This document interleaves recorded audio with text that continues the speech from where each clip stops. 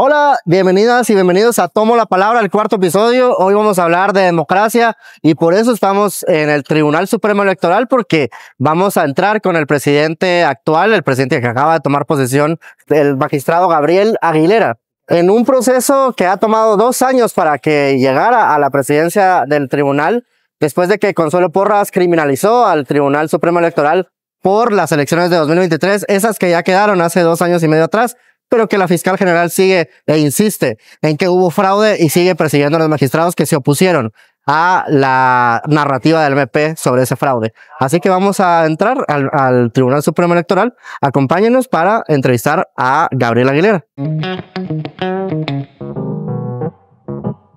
Pues como les dijimos, hoy estamos con el presidente del Tribunal Supremo Electoral, Gabriel Aguilera, que nos va a hablar justamente lo que necesitamos, ¿verdad? Entender por qué la democracia, qué es la democracia, qué está pasando en Guatemala al respecto de este término tan etéreo que lo vemos como en sueños y en una nebulosa, pero que el presidente nos puede aclarar muchos términos y además también enterarnos de qué es lo que va a suceder el próximo año, por qué es tan importante todo este cúmulo de procesos.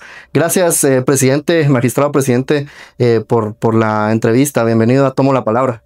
Muchísimas gracias por el espacio, Pavel. Aquí estoy a las órdenes para que tengamos la oportunidad de compartir y platicar diferentes temas pues, relacionados con la coyuntura del país, con la democracia y también con la institución que es el Tribunal Supremo Electoral, que creo que es muy importante que la población tenga la oportunidad de entender qué es el Tribunal Supremo Electoral, también cómo el Tribunal Supremo Electoral puede apoyar a la población en general, porque muchas veces la gente no se acerca al tribunal pensando que es un tribunal que solo ve temas, digamos, relacionados con partidos políticos, pero al final de cuentas el tribunal está también para apoyar en la formación y capacitación de la ciudadanía en general, o de aclarar cualquier duda relacionada con el tema de las elecciones, ¿verdad? Y es que, presidente, justamente el tema de la democracia es... Solo voy a apagar mi teléfono, que como soy ciego, pues mi teléfono habla también. Entonces, el tema, justamente, me parece muy importante lo que usted dice en este momento, porque el tema de la democracia, la ciudadanía, es como un tema muy nebuloso que no se entiende y la gente no comprende por qué el tribunal toma ciertas decisiones, o ha tomado en la historia, ¿verdad? Ciertas decisiones, o por qué tiene que confiar en el voto, por qué tiene que confiar en la democracia. Y tenemos un latinobarómetro que lo que nos dice es que la tendencia es hacia los sistemas autoritarios. Entonces, yo quisiera que nos explicara, nos simplificara, digamos, los términos para explicar por qué es importante la democracia, por qué la democracia. Bueno, mire, yo el día viernes estaba en un evento de jóvenes y les decía que muchas veces cuando vemos a autores y tratadistas que hablan del tema de democracia, algunos decían que la democracia es uno de los peores o de una de las peores formas de gobierno, pero es el mejor que tenemos, ¿verdad? ¿Qué implica la democracia?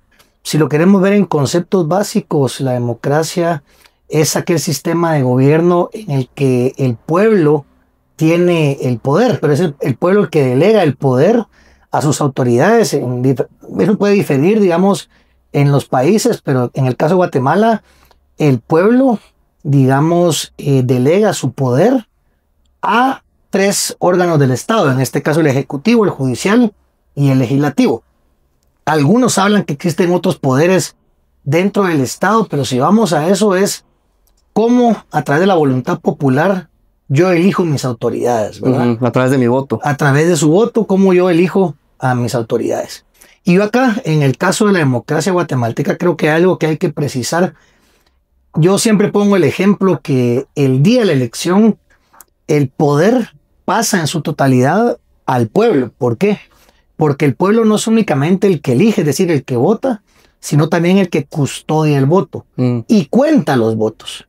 La otra vez en una entrevista yo decía que en Guatemala es imposible el fraude electoral. Uno no puede poner de acuerdo a 130,000 ciudadanos para favorecer a determinado partido político. Seguramente por eso la narrativa apuntó hacia el sistema de transmisión de resultados preliminares, argumentando que este podía ser manipulado y de esa forma pues alterar los resultados. ya 2 años después de las elecciones, hemos visto que lo que presentan como una manipulación del sistema, al final se fundamenta en supuestas actas alteradas, en testados que son permitidos por la ley, ¿verdad? Y esos testados son hechos por las juntas receptoras de votos en presencia de los fiscales de los partidos políticos, que es otra herramienta que se me había pasado por alto mencionar. No solamente los ciudadanos custodian el voto, también los fiscales de los partidos políticos verifican estos conteos. Entonces, realmente considero que la coyuntura política pues implicó, digamos, esta sorpresa que pasó en 2023. Nadie esperaba que ganara el candidato que ganó, y entonces pues también surgieron diferentes narrativas, pero que no tienen ningún fundamento jurídico. Y si digamos, el punto de partida es decir que se manipuló un sistema que no tiene validez jurídica, basta con verificar las actas, y estas actas ya fueron verificadas. Sí les digo que los guatemaltecos deben de estar tranquilos, y es más, el tribunal, el día de las elecciones, solamente está para apoyar a los órganos electorales temporales, pero no tiene ninguna incidencia en el conteo de los votos. Entonces, decir que el tribunal se prestó para manipulación de los resultados es totalmente burdo y es totalmente falso. Y yo le diría también que al final desprestigia a la institución como tal, que ha sido un baluarte durante todo el proceso, digamos, de la democracia guatemalteca, que lleva más de 40 años, ¿verdad? Entonces creo que esto es muy importante que lo valoremos, que lo analicemos, y que la gente también pues conozca cómo funciona el sistema, porque es muy fácil creer ciertas narrativas si uno no conoce cómo funciona el proceso electoral. Presidente, cuando usted habla de es burdo este proceso, que si usted no lo quiere decir con las palabras que son, que digamos el Ministerio Público arremetió contra los magistrados titulares del TSE por la elección de 2023 y por los resultados, básicamente, que 2 años y medio después todavía sigue tratando de que se anulen. ¿Usted lo considera una persecución política? Yo les diría que todo es parte, sí, de un contexto político, pero nosotros igual con la solvencia moral que amerita, seguimos adelante enfrentando el proceso. Yo siempre he respetado mucho el trabajo de los fiscales. Lógicamente entiendo que ellos tienen una labor que hacer, pero también hay un principio que a veces se nos olvida que deben de tener también las fiscalías, y es el principio de objetividad. Es decir, que también nos deberían dar la posibilidad a nosotros de presentar nuestras pruebas de descargo, y esperamos hacerlo en la etapa intermedia. El proceso aún no llega a esa etapa.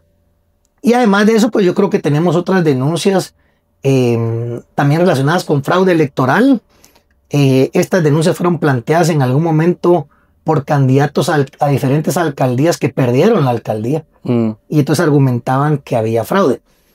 Yo le diría que ya en estas fechas, cuando ya la Corte de Constitucionalidad ha sido muy clara que los resultados oficializados por el tribunal no pueden ser modificados, que ya son definitivos, pues todos estos casos ya pierden validez, ¿verdad? Porque al final un poco la hipótesis del fraude en la adquisición del sistema era que se hizo un fraude en la adquisición del sistema porque esta empresa era la que nos iba a apoyar en hacer un fraude electoral, ¿verdad? Entonces, ese argumento y esa narrativa pues también es burda.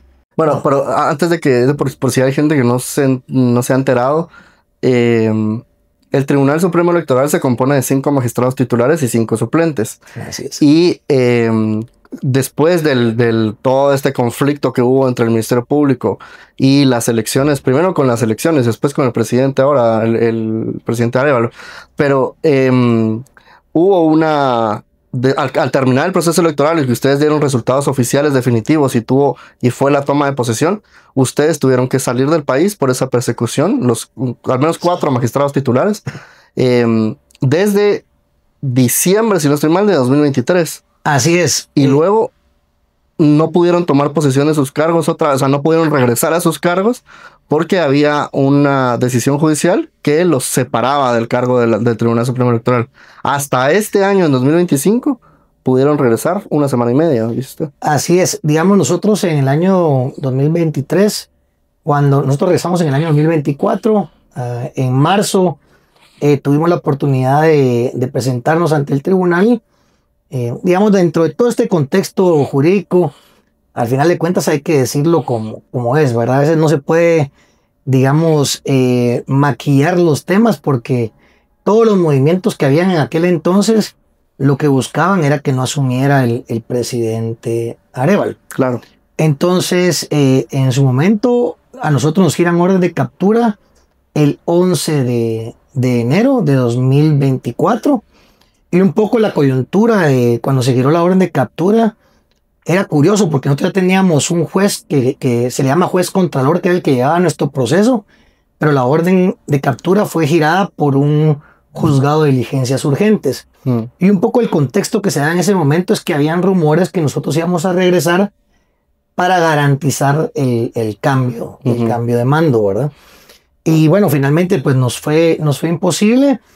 Y realmente ahí no era el tribunal, digamos, que iba a garantizar o no el cambio de mando, sino que iba a ser la nueva junta directiva del Congreso de la República. Que también la querían impedir su toma de posesión. O sea, pues finalmente sí, ahí hubo esos problemas.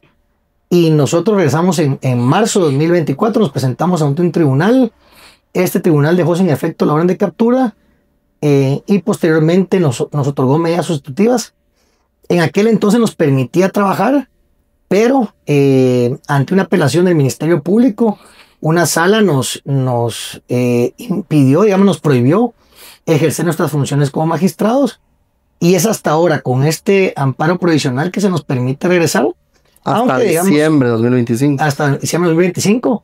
Aunque si ustedes lo quieren ver así, el proceso judicial continúa como tal, ¿verdad? Y nosotros al final lo que queremos es que el procedimiento avance y hacer lo necesario por esclarecer cualquier duda que pueda haber al respecto. Porque miren, al final de cuentas también hay que entender que se ensucia la imagen de todo el proceso electoral.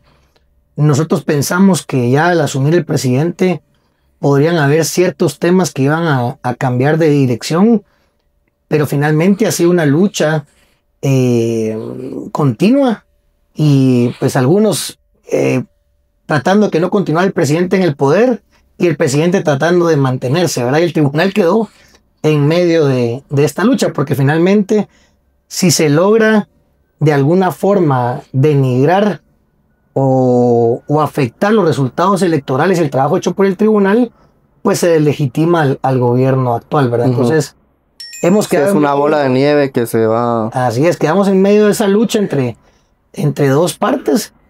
Nosotros pensamos que podría haber un tema de apagar, digamos, esta discusión porque no es sana para la población. Yo creo que ya toda la población está cansada de escuchar que el presidente es ilegítimo o por el otro lado cansada de escuchar que los otros son golpistas, ¿verdad? Entonces yo creo que esa narrativa ya la tenemos que cambiar. Ya 2 años después que el presidente asumió su cargo, lógicamente él va a terminar su mandato.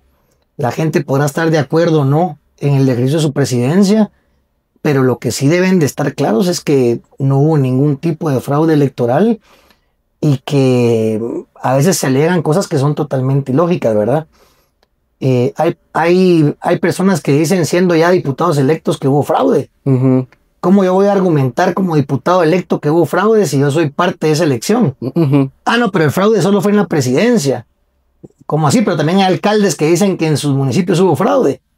Bueno, pero entonces no puede ser, ¿verdad? Que un sistema electoral sea manipulado de tal forma que uno pueda favorecer a determinados alcaldes, a determinados diputados. Eso es imposible. Entonces creo que ya los guatemaltecos están cansados de eso y que tenemos que ver hacia adelante, ¿verdad? Cómo avanzamos de cara a las elecciones de 2027 y también imagínense ustedes que hubo la zozobra que iban a perseguir a los miembros de las juntas electorales. Entonces, bueno, ahora, es que también hubo, aunque no los capturaron, pero sí hubo intimidaciones a miembros de las juntas electorales y miembros de las mesas de votación. Sí, algunas personas, incluso yo tengo claro algunos presidentes de juntas electorales departamentales que sufrieron hasta enfermedades, ¿verdad? Por la preocupación que tenían respecto a estos temas. Cuando miren, realmente nosotros contamos con el apoyo de personas que incluso habían varios, digamos, de las juntas electorales departamentales que habían acompañado ya durante 8 elecciones al Tribunal Supremo Electoral. ¿Quién mejor que ellos para saber cómo se hace el trabajo de las elecciones? Entonces realmente yo espero también que pues a futuro la gente entienda que parte de su deber cívico es seguir cuidando la democracia, participando en los órganos electorales temporales, sabiendo que puede haber riesgos, ¿verdad? Pero que yo creo que esos riesgos, al final de cuentas, la población fue también la que se manifestó a favor de esa democracia. Presidente, y cuando viene digamos que su toma nuevamente de posesión en la presidencia, coincide con esta visita, pues es posterior a la visita de la relatora de la CIDH que da contundentes lecciones a Guatemala, recomendaciones a Guatemala, justamente sobre estos procesos democráticos, sobre la insistencia de que hubo un fraude, sobre la insistencia en la persecución política, que no me ha contestado si considera que es persecución política lo que le sucedió y lo que le sucedió a los otros 4 magistrados. Pero insiste, o sea, ya hay distintos informes a lo largo de estos 2 años internacionales que establecen que hay persecución política, que hay criminalización, que hay patrones incluso de criminalización, que justamente en el caso de los magistrados del Tribunal Supremo Electoral se establecen también esos patrones. ¿Cómo se puede todavía defender, o sea, a la población, cómo puede defender la democracia sabiendo que existe todas estas oscuridades? Miren, sí, hay temas, digamos, que nosotros como tribunal, pues lógicamente vimos, y ya estando también, digamos, suspendidos en el ejercicio del cargo, vimos casos que se dieron derivados de las manifestaciones y tal que hubo a favor de la democracia. Pues ciertamente fue un tema bastante complicado. Creo que si hubiera pasado en otros países como es Chile, Perú y tal, hubiera sido otro tema totalmente diferente, ¿verdad? Creo que los guatemaltecos fueron bastante respetuosos del marco jurídico al momento de manifestarse. Lógicamente habían temas que pues no todos iban a estar de acuerdo, ¿verdad? Pero creo que se hizo todo en un orden, digamos, bastante pacífico y se defendió la democracia desde diferentes espacios. Yo la verdad les digo, a veces me quedé un poco impresionado respecto a que a nosotros nos acompañó varias organizaciones de la sociedad civil durante el proceso electoral y después del proceso electoral pues ya no se manifestaron pues prácticamente nada, tal vez un comunicado a favor de la democracia y absolutamente nada respecto a nuestro tema. Ahora yo entiendo que ellos no se pueden inmiscuir en investigaciones penales, pero sí saben de lectura de momentos políticos, ¿verdad? Saben perfectamente que nuestros casos se dan en el marco de una lucha política y también hay que decirlo, se esperaba, digamos, que pudieran quitarnos nuestros cargos para de esta forma, pues tal vez alterar los resultados electorales o anular las elecciones. Y eso no porque se lo estoy diciendo yo, sino que lo que han pedido de forma incluso ya pública, se pretendía, y esa es un poco la confusión, ¿verdad? Ustedes ven algunos que han trabajado, digamos, en aras a desestabilizar la democracia, difieren entre ellos mismos porque la petición que hizo oficial el Ministerio Público era anular todas las elecciones, lo que incluye presidente, vicepresidente, diputados, alcaldes, diputados al Parlacén. En cambio, otros solo pedían que se anularan las presidenciales. Claro. ¿Verdad? Entonces ahí es donde yo siento que todas esas narrativas que incluso son contradictorias entre sí, pues generan claro que al final no pasó nada ilegal y que todo se hizo conforme a la ley.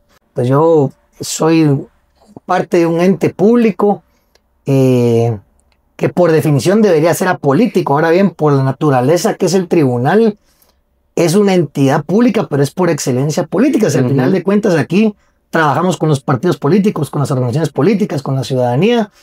Entonces, lógicamente, estamos, digamos, expuestos a pues, cuestiones eminentemente políticas.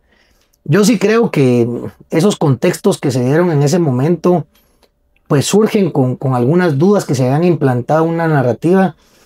También, miren, hay que ser claros, también la ambición por el poder y por mantener el poder en ciertos espacios de personas que no fueron reelectas se excusan en un supuesto fraude.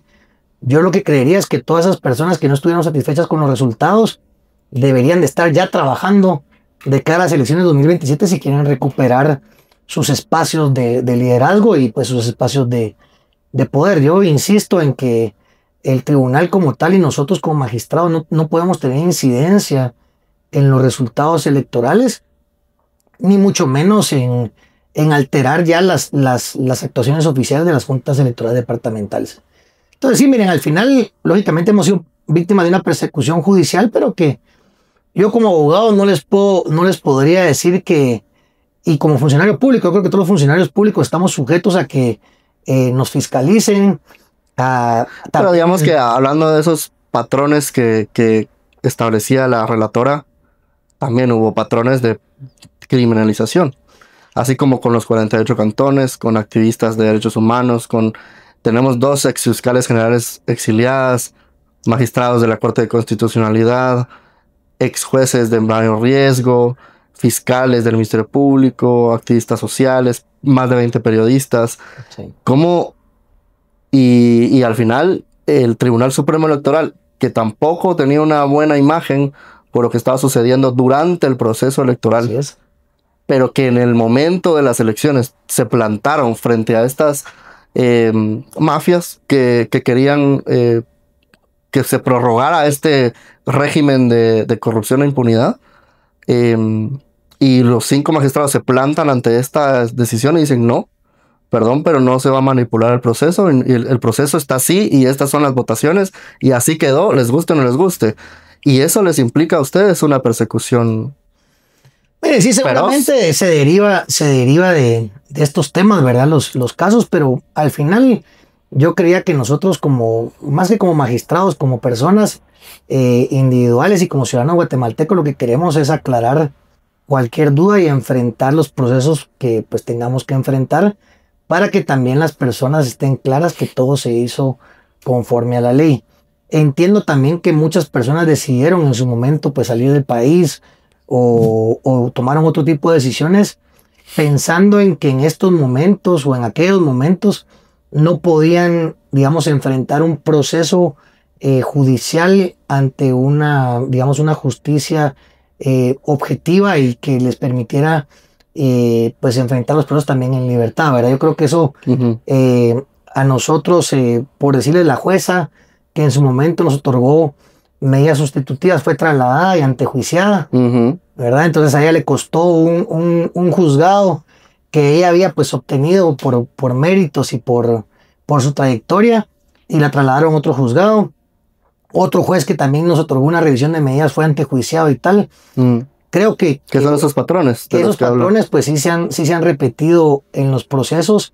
Presidente, hace 10 años suceden todas estas movilizaciones ciudadanas en contra de la corrupción y se desbarata el gobierno de Otto Pérez Molina.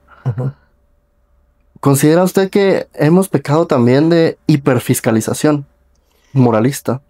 Creo que sí ha habido una hiperfiscalización y muchas veces se ha distorsionado el tema, digamos, del ejercicio de la función pública. Llegó un momento que yo me acuerdo que nadie quería firmar ningún contrato o ejecutar nada porque había miedo a qué podía suceder y a las consecuencias que esto podía tener.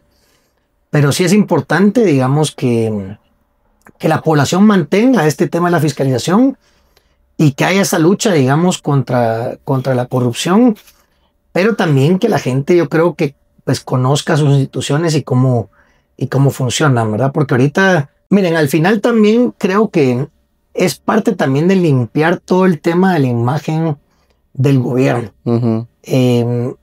Yo siempre le digo a las personas que me dicen, no, pero ya salite del tema público. Y yo digo, pero miren, es que hay países donde ser funcionario público es realmente un honor. Trabajar para el Estado es un privilegio, es un honor, y es la forma de servir a la población. Acá hemos vuelto que todo lo público es malo y no es así, ¿verdad? Entonces yo creo que sí, los jóvenes tienen ese gran reto de participar en política, participar en los partidos y rescatar, digamos, el prestigio que debe tener participar a un cargo de elección popular, porque ahora uno quiere participar a un cargo de elección popular y rápido lo que se recibe son insultos y ataques diciendo que lo que uno quiere es llegar a la guayaba, como se dice vulgarmente, y creo que eso es lo que deberíamos de cambiar. Y al final yo siempre le digo a las personas que si un porcentaje pues significativo realmente los que estamos pues en las autoridades realmente nos importara el país y más que nuestros intereses personales, creo que sería el primer punto de partida para que el país vaya cambiando, ¿verdad?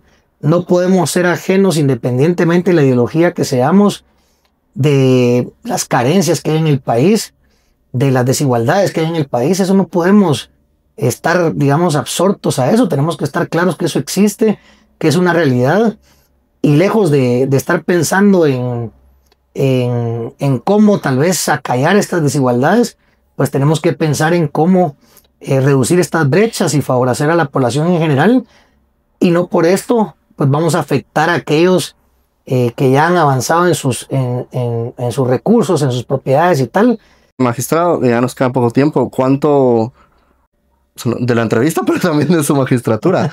En 4 meses, básicamente 3 meses, enero, febrero, 2 meses y medio más o menos. Sí. ¿Qué se puede hacer todavía? Les quitaron 2 años. ¿Qué se puede hacer todavía?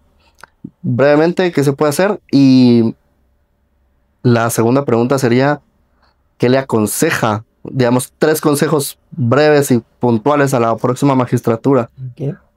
Bueno, miren, ¿qué se puede hacer? Nosotros tenemos que dejar ya las bases para el tema del Plan Nacional de Empadronamiento. Esto con la contratación de personal temporal que se va a hacer en enero. También creo que hay que hacer una campaña de sensibilización a nivel nacional sobre el voto, sobre el empadronamiento. También podemos ya dejar iniciada esa campaña. Lo otro también es un llamado a los partidos políticos que se acerquen al Tribunal Supremo Electoral, porque nosotros lo que también queremos es resolver todos los temas que se han dado durante esta magistratura para que también los partidos políticos empiecen con la nueva magistratura una cuenta en cero, ¿verdad? A nosotros nos tocó cuando entramos de magistrados que encontramos muchos procesos sin resolver, y eso es complicado porque yo no conozco lo que pasó en el proceso anterior, ¿verdad? Entonces no puede ser que yo le deje temas de la elección pasada a la nueva magistratura por resolver, porque ellos van a desconocer estos temas. Y lo que queremos también con los partidos políticos es pues regularizar todos los temas que tengan pendientes acá en el Tribunal Supremo Electoral para pues hacer un borrón y cuenta nueva hacia la nueva magistratura, y que pues todo esto comience ya su marcha desde cero con la nueva magistratura. ¿Qué le puedo recomendar a la nueva magistratura?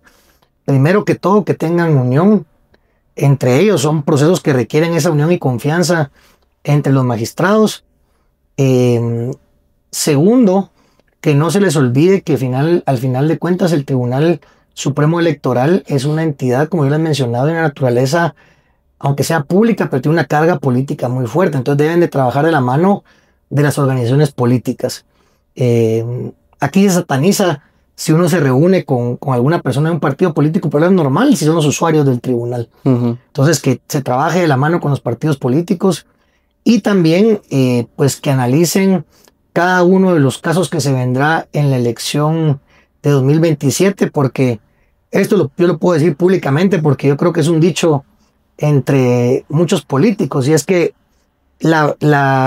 digamos, el primer objetivo no es cómo ganarle a mi contrincante, sino que el primer objetivo es cómo meter la zancadilla para que no participe. Claro. Entonces creo que eso es sí, que se abra, digamos, ya que de verdad tengamos un pensamiento más democrático, de que todas las así es, pero ahora caben, ¿verdad? Hay también, y sobre todo también, un llamado a los potenciales candidatos que entiendan que la ley que está vigente, los magistrados deben de actuar conforme a un marco jurídico. A veces siempre ha habido una digamos, una confusión en lo que es la campaña y el proselitismo. ¿Qué es campaña electoral y qué es proselitismo? Lógicamente, si por ejemplo ustedes quieren participar en política, ¿cómo te vas a dar a conocer si no puedes salir hablando de política? Si no puedes hacer tus podcasts, si no puedes salir al interior a darte a conocer con la gente? Es lógico, si quieres hacer una participación política, tenés que dar a conocerte. Los límites que hay es que uno no puede hacer un llamado al voto, no puede promocionar a un determinado partido político diciéndole voy a participar como candidato con este partido político. Hay límites, pero sí que los magistrados entiendan que las personas pueden darse a conocer, porque si no, ¿cómo van a saber la gente qué opina? Es justamente es esta hiperfiscalización que le decía, esta legalización de todo. Sí, porque también, por ejemplo, penalización más bien. Los alcaldes hacen su trabajo, lógicamente ellos tienen que darle a conocer a la población qué están haciendo, ¿verdad? Entonces hacen videos y tal. Ellos mismos dicen, mire, por este video me llegaron 3 denuncias, pero si uno ve el video solo está promocionando una obra de agua potable del municipio. Pero claro, que seguramente tendrá una intención política de reelección, pero... Sí, pero no es campaña anticipada, ¿verdad? Claro. Y los partidos políticos también que tengan claro que el proselitismo es lo que les permite a ellos llegar a la ciudadanía guatemalteca. Yo creo que eso también sería bueno que los jóvenes empiecen, y también los no tan jóvenes, ¿verdad? Empiecen a tener esa identificación con un partido que realmente los llene en cuanto a su ideología, en cuanto a sus miembros, porque... Principios. ¿Verdad? De sus principios. Acá es muy raro que alguien se identifique con un partido político. ¿Verdad? Que alguien diga, yo soy de tal partido y a mis hijos van a ser de tal partido. No hay, digamos, ese sentido de pertenencia a los partidos políticos porque la gente ha, satanizado o desprestigiado todo lo que tenga que ver con política. Yo creo que eso es parte también, participar en un partido político, aunque no sea como candidato, es parte de una actividad cívica y el ejercicio de mis derechos políticos. Entonces creo que también eso es importante, y que la magistratura pues también tenga la posibilidad de actuar en un marco de independencia, y pues también que aprendan de todas las lecciones aprendidas de este tribunal. Yo les podría, digamos, justificar jurídicamente cada una de las decisiones que tomó el tribunal.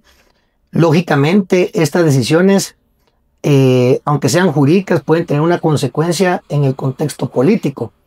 Entonces realmente, si uno se pone a analizar el contexto político, ¿será que hubiera tomado estas decisiones en ese momento o no, verdad?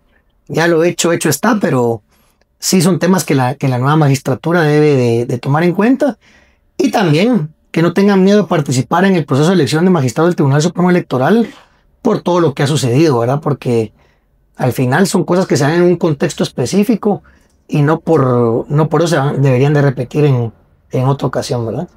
2 preguntas más, presidente. Una, ¿va a presentarse a la reelección? Bueno, miren, es un tema que pues ciertamente hay que hacerlo con un análisis profundo, ¿verdad? Porque finalmente también uno tiene que no solo pensar en uno a nivel personal, sino pensar en la institución, ¿verdad? ¿Qué le conviene más a la institución? ¿Es renovar toda la magistratura o también mantener personas que han adquirido la experiencia en materia electoral y que tienen el aprecio de la gente del tribunal? Creo que eso también genera una facilidad para el trabajo, así que todavía es un tema que no he tomado la decisión definitiva, y lógicamente sé que si yo llego a participar, pues va a ser también un tema de bastante desgaste, de ataque mediático, pero bueno, es parte de estos gajes del oficio, y que también hemos confundido. Lamentablemente yo miraba a una autoridad del Ministerio Público que decía en una reunión que la libertad de expresión ha sobrepasado límites que afectan la integridad de la persona. Y es curioso, ¿verdad? Porque cuando es algo que afecta a determinadas personas, pues sí es eso, y si no, pareciera que es absoluto, ¿verdad? Entonces yo estoy totalmente de acuerdo con las críticas a mi mandato como tal, pero lógicamente hay ciertas cuestiones que la libertad de expresión sobrepasa, pero bueno, son gajes del oficio. Y por último, presidente, una pregunta muy, muy polémica que seguramente no me va a poder decir sí o no, pero usted hablaba justamente de poner en cero a los partidos políticos para que la nueva magistratura no tuviera los procesos anteriores. ¿Qué pasa ahora que vuelven a la magistratura con el partido Movimiento Semilla? Bueno, miren, ese es un recurso que aún está pendiente de conocerse. La situación de ese recurso, yo les podría decir que primero no les puedo adelantar criterio porque si no, sí, al momento de conocer no lo podría conocer. Pero ciertamente ha pasado muchísimo tiempo desde que ese recurso fue presentado. ¿Verdad? Entonces ya han habido diferentes resoluciones a nivel incluso de la Corte de Constitucionalidad que deben de analizarse previo a poder entrar a conocer este recurso.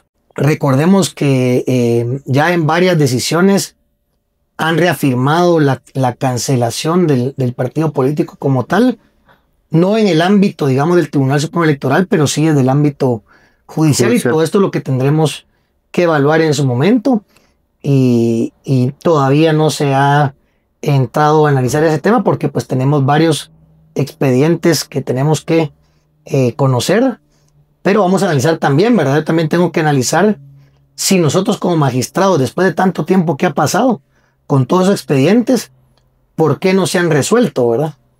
Y por qué no lo resolvieron en su momento los que estaban integrando el pleno. Entonces tenemos que ver, porque son recursos que prácticamente llevan más de año y medio sin resolverse, ¿verdad? Entonces vamos a analizar qué pasa y en su momento pues ya tomaremos la decisión que corresponda, ¿verdad? Pero sí están, o sea, esos análisis de esos expedientes al menos sí está entre los casos que deberían de revisar antes de que tome posesión la nueva magistratura. Pues deberíamos de retomar todos los recursos y expedientes que están pendientes, ¿verdad? Porque al final de cuentas fueron presentados dentro de nuestra magistratura y debemos de analizarlo, porque es lo que les mencionaba hace un momento, y es que la nueva magistratura no va a tener noción de qué contexto fueron presentados esos recursos. Hay, por ejemplo, algunos expedientes que apelaron multas que se impusieron. Es un tema que es bastante polémico, ¿verdad? Porque al final de cuentas la población, cuando uno dice, bueno, se han multado los partidos con $250,000, pues algunas veces uno dice, bueno, qué bueno y tal, pero esas multas son hasta prohibitivas, ¿verdad? Poder pagar $50,000, $100,000 por una multa ya es algo, pues un recurso bastante alto. Entonces vamos a revisar, hay apelaciones de ese tipo, también hay apelaciones relacionadas con temas de auditorías. Entonces todo eso lo tenemos que hacer, ¿verdad? Y ahí yo quiero que también ser muy enfático en que nosotros en nuestro regreso miramos hacia el futuro, no vemos hacia el pasado. Ha habido también algunos rumores o percepción que nosotros venimos aquí a atacar a los partidos políticos que en su momento nos quitaron la inmunidad, y yo les doy la garantía que eso no es así, porque al final de cuentas a nosotros lo que nos toca es hacer nuestro trabajo y no estar pensando en aspectos de índole meramente personal, que yo creo que aquí tenemos que ser maduros, tenemos que ser profesionales y continuar con la labor del tribunal como se ha venido haciendo. Muchas gracias, presidente, por el tiempo, por tomar la palabra también, es importante, este es nuestro proyecto, entonces le queremos agradecer y pues a ver si todavía sale una entrevista antes de que salga o después de que deje el carro. No, muchísimas gracias, estoy a las órdenes y muchas gracias. Y estamos para trabajar también con ustedes y con los jóvenes para que nos apoyen ahí en el empadronamiento. Bueno, y vamos con otro episodio. Ahora nos vemos hasta enero. Vamos a terminar este primer ciclo de episodios de Tomo la Palabra. Este es el cuarto episodio. Terminamos con el presidente del Tribunal Supremo Electoral para que comprendamos qué significa la democracia y la importancia de fortalecer los procesos y de defender también nuestra palabra y nuestro voto. Así que nos vemos hasta enero. Vamos a seguir produciendo contenido, pero un episodio tal cual hasta enero. Gracias por el apoyo, gracias por este recibimiento tan bonito de estos 4 episodios y nos vemos en enero. ¡Feliz año!